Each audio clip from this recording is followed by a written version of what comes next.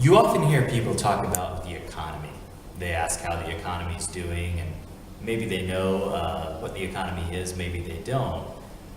In economics, when we refer to, or when people are referring to the economy, well, we understand that what they actually are referring to is what we call the circular flow. The circular flow model is our basis of macroeconomics. When we look at macroeconomics, we're trying to decide what's going on with production in a country or in a macroeconomy. A macroeconomy can be small, like a city, or even as big as a region, a country, many countries together. However, for the most part, 99% of the time, we're just talking about a single country when we talk about the macroeconomy.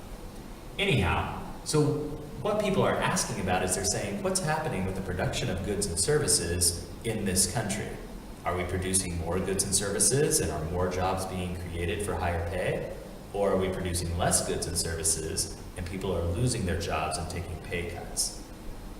We show this all on the circular flow, so let's go ahead and introduce the model. This model is the two-sector circular flow. The two sectors here are the households and the firms, the businesses.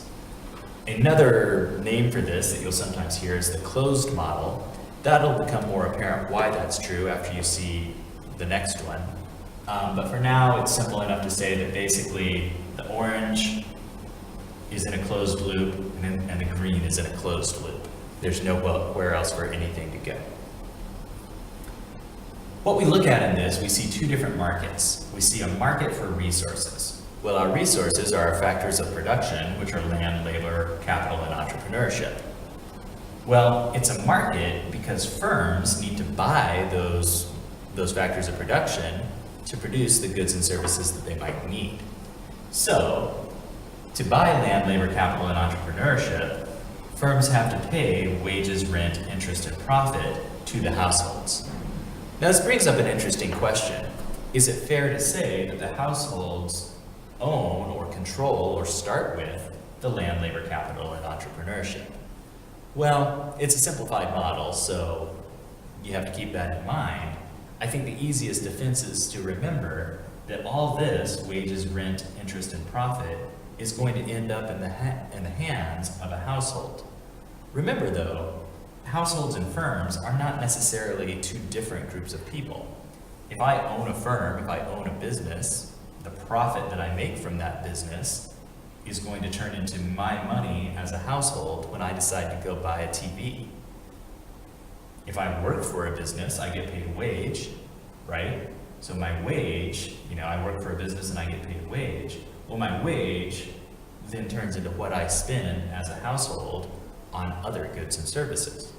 So that's probably the easiest defense to say that households start with the land, labor, capital, and entrepreneurship. Businesses take these factors of production, and from these factors of production in orange, they produce goods and services, also in orange. Now, obviously, the only place that those goods and services go, and why we call it closed, is those goods and services can only go to households. Households buy TVs, households pay for meals out, or for going to the movies, or for getting their teeth fixed, anything like that. So all of these goods and services are produced via the land, labor, capital, and entrepreneurship that was sold originally here. So that's our first loop, that's our first flow.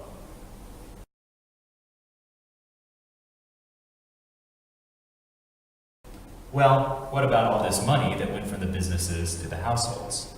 Well, again, we have to see that in exchange for these goods and services, households spend money or give money to businesses. We have a name for this. We call it C, just stands for consumption, but that's a new term that you will hear a lot. So the amount of this C is the exact same as the value of these goods and services. At the same time, the amount, by the way, these are both in green because they're both money.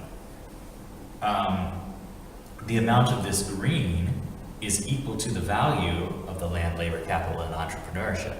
Therefore, the value of the land, labor, capital, and entrepreneurship also has to be equal to this value and subsequently this value. So, all that is to say that what you have here again is a closed loop and there's nowhere else for money to go. If businesses end up with money, that money is eventually going to go to households. If households have their hands on profit or rent or interest, that money is eventually going to go to a business. So it all turns into this idea of if we want our economy to grow, what I started off with, what we really have to see is the faster I can make this flow happen, so the speed at which that flow happens, and then the amount of money in this flow, the speed times the amount of money is going to equal out to what a national income is. So when a national income or GDP is low or isn't growing, you can point to one of these things has slowed down somehow. Last thing to point out is that the two sectors, the households and the businesses, they are each dependent on the other. If I'm a household, having land, labor, capital, and entrepreneurship does me no good.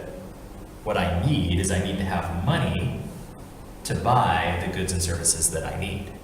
Likewise, if I'm a business and I've got just a bunch of money sitting in my bank, that doesn't do me any good because I need to produce things to make more money.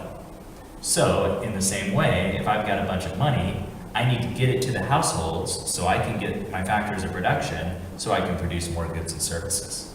And that's our flow that just continues to happen back and forth and back and forth.